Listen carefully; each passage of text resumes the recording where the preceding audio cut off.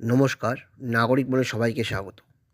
বিরোধী দলনেতা শুভেন্দু অধিকারী তিনি ফেসবুক পোস্ট করেছেন, 2021 সালের পশ্চিমবঙ্গ বিধানসভা নির্বাচনের পরবর্তী সময় থেকে বিগত 5 বছরে আমার শান্তিপূর্ণ সভা সমাবেশ ও রাজনৈতিক কর্মসূচি করার মৌলিক ও গণতান্ত্রিক অধিকারকে কীভাবে বাধা দেওয়ার অপচেষ্টা হয়েছে, এই তালিকাই তার প্রমাণ।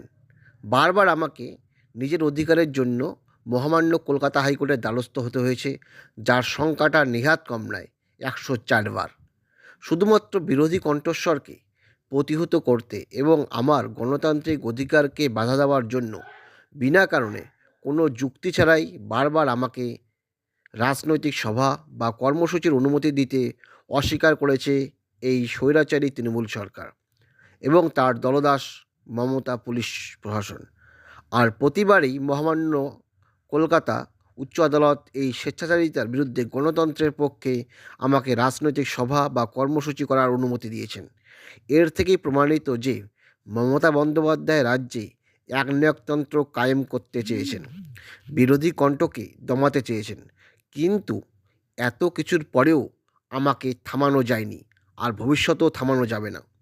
পরিস্থিতি যা, আমি নিশ্চিত 2026 সালের বিধানসভা নির্বাচনের আগে মমতা পুলিশের এই রকম বেআইনি নিষেধাজ্ঞার বিরুদ্ধে আমার মহামান্য আদালতের দ্বারস্থ হওয়ার সংখ্যাটা ডাবল সেঞ্চুরি হতে পারে, তবে আটকাতে আমাকে পারবে না। ইতিমধ্যে 104 হয়েছে, তাহলে ডাবল সেঞ্চুরি করতে গেলে আরও 96টি মামলা করতে হবে। এখন দেখা যাক ডাবল সেঞ্চুরিতে পৌঁছায় কি পৌঁছে না। আপনারা কি মনে করেন, শুভেন্দু অধিকারীকে আটকাতে কি তাহলে তৃণমূল সরকার ডাবল সেঞ্চুরি করবে না করবে না? কমেন্টে জানাবেন। ধন্যবাদ।